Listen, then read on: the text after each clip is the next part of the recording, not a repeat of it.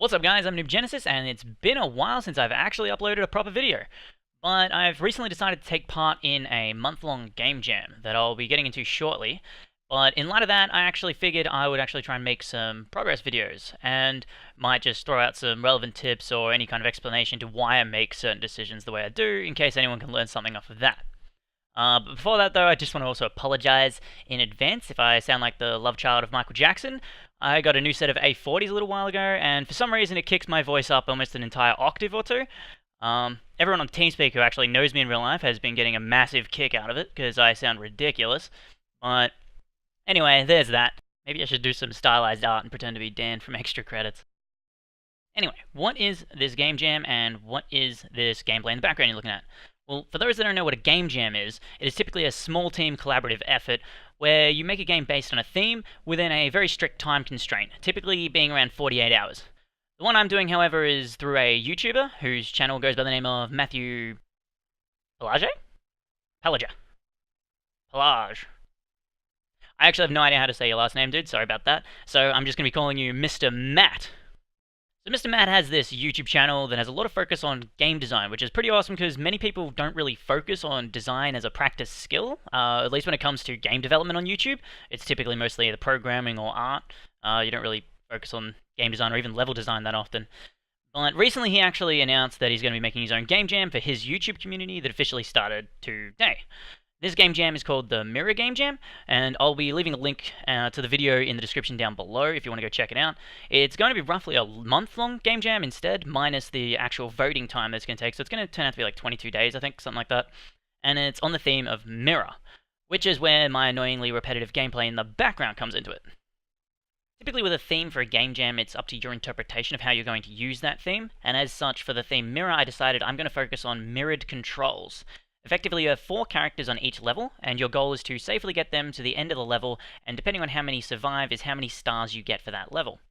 The kicker is that each character has a different maze to complete, with different hazards to avoid, but at all times, you control all 4 characters with the same keys. So you might want to move the top left character upward, but if you do, the bottom left character is also going to move upward, and there might be a hazard that he's going to hit, causing it to die.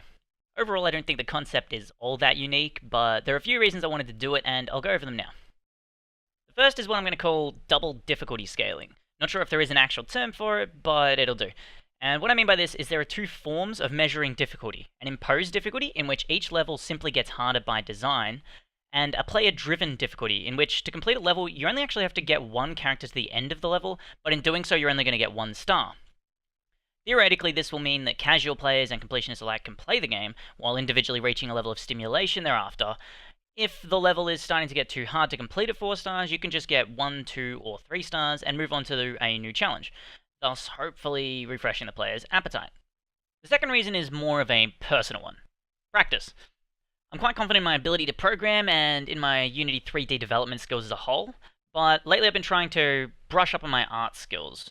Normally game jams you typically play to your strengths, but realistically this project doesn't actually have any programming hurdles I can foresee, thanks to its simplistic design.